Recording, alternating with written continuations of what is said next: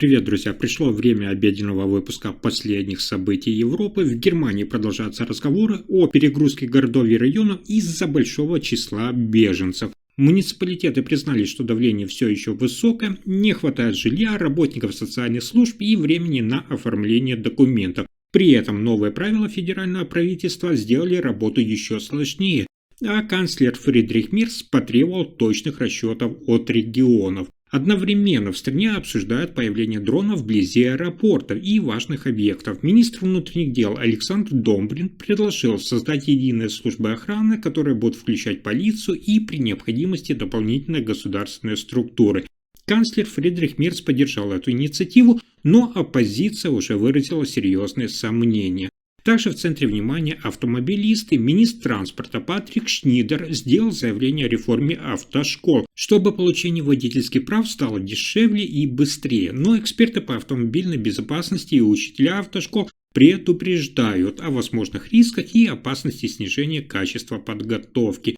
Не отстает тема атомных отходов в Германии. Депутат Марк Тиммер потребовал пересмотреть работу временных хранилищ, которые находятся возле бывших атомных станций. Данный вопрос стал все более актуальным в последнее время для самой безопасности Германии.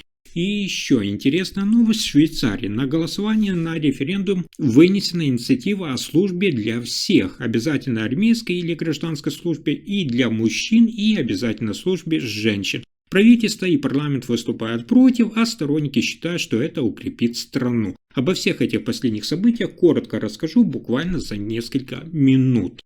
Итак, в Германии снова обсуждают перегрузку городов и районов из-за большого числа беженцев. Муниципалитеты признают, давление стало меньше, чем год назад, но расслабляться рано. 7 из 10 городов говорят, что работают на пределе и не хватает жилья, работников социальных служб и времени на оформление документов. Особенно напряженно стало после новых правил, которые федеральное правительство ввело этой весной. Теперь людей, прибывающих в Германию после установленной даты, переводят на обычную систему помощи. Это означает больше обязанностей для городов, которые уже и так заняты теми, кто приехал раньше. Канцлер Фридрих Мерц требует от регионов точных расчетов, но сами муниципалитеты отвечают: без дополнительной поддержки с федерального уровня они не справятся. Местные власти предупреждают, что ситуация не критичная, но очень тяжелая. И если поток людей увеличится, Германия столкнется с дополнительными нагрузками на города и социальные службы. По мнению экспертов, стране нужно быстро упростить бюрократию, увеличить финансирование и укрепить социальные службы. Иначе города просто не смогут выполнять свои обязательства перед людьми, которые уже находятся в Германии.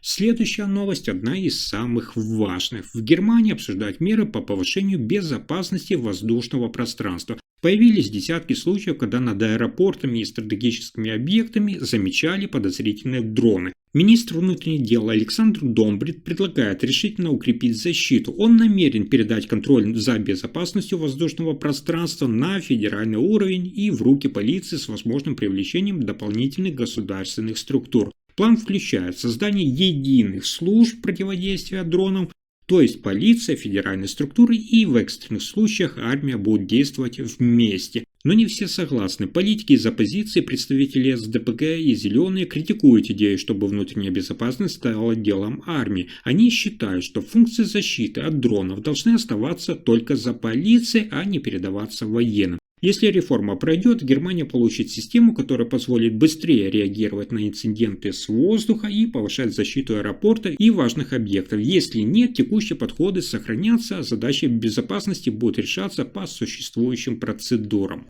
Следующая новость очень важная для автомобилистов. В Германии произошел серьезный спор вокруг предложений по реформе автошколы и получению водительских прав. Патрик Шнидер, это министр транспорта, хочет сделать водительские права дешевле, снизить стоимость примерно на несколько сотен евро. Сейчас средняя цена за обычные водительские права, то есть категории Б, составляет около 3400 евро, иногда и выше. Чтобы снизить цену, Шнидер предлагает отменить обязательные занятия в классе. Теорию можно будет пройти полностью онлайн, сократить количество обязательных практических занятий и спецуроков, упростить экзамен и уменьшить количество экзаменационных вопросов. Противники реформы, учителя автошкол и эксперты по безопасности отмечают, Такой подход может снизить качество подготовки и повлиять на эффективность обучения водителей. Они говорят, что автомобильная безопасность не то, на чем можно экономить. Присутствие в классе, живое общение, реальное занятие и, по их словам, важны особенно для молодых и неопытных водителей. Если реформу примут, тогда для многих путь к правам действительно упростится и подешевеет, но эксперты предупреждают, простота не должна стоить безопасности на дорогах. Но на этом сюрпризы дня не заканчиваются. В Германии разгорелась новая дискуссия вокруг хранения атомных отходов. Поводом стало заявление депутата Марка Тиммера, который потребовал пересмотреть работу временных хранилищ. Эти объекты находятся возле бывших атомных станций и должны были использоваться всего несколько десятилетий. Но теперь стало ясно, страна может не успеть построить постоянное закрытое хранилище, и нынешние склады придется держать гораздо дольше. Муниципалитеты уже предупреждают о рисках. Многие хранилища построены по старым стандартам, и сроки их разрешения постепенно подходят к концу. Если Германия не примет новую стратегию, придется либо вкладывать огромные средства в модернизацию, либо искать новые площадки. Канцлер Фридрих Мерц требует от ведомств четких расчетов, сколько времени займет поиск окончательного места и сколько это будет стоить. Он подчеркивает, что решение должно быть максимально прозрачным, так как и речь идет о безопасности страны на десятилетия вперед. По словам экспертов, ближайшие месяцы станут решающими. Германия должна определиться, будет ли она продолжать модель временных хранилищ или перейдет к созданию одного крупного безопасного комплекса глубоко под землей. Решение нужно принимать внимательно, чтобы страна эффективно справлялась с задачами по управлению хранилищами. И это только начало. В Швейцарии на голосование вынесена неимоверная инициатива, которая может изменить правила госслужбы в армии и гражданской защите.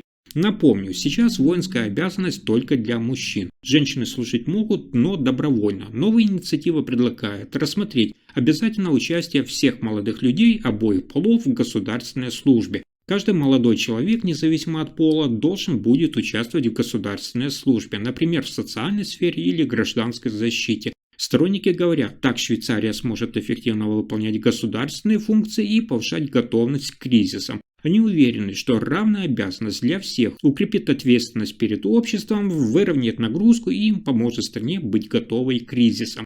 Но правительство и парламент выступают против. Они предупреждают, обязательно служба для женщин потребует дополнительных ресурсов и требует внимательного подхода к планированию. Массовый призыв лишит рынок труда тысяч молодых людей. Кроме того, призыв женщин, по мнению властей, ударит по тем, кто уже несет большую часть домашней и семейной нагрузки. Так что перед швейцарами стоит выбор: сохранить существующую систему с обязательной службой только для мужчин, либо расширить ее на всех граждан. Результаты референдума покажут, готова ли страна к переменам. На этом пока все. Вы слушали последние новости Германии. Если информация оказалась полезной, ставьте лайк, подписывайтесь на канал и делитесь видео. Спасибо за просмотр.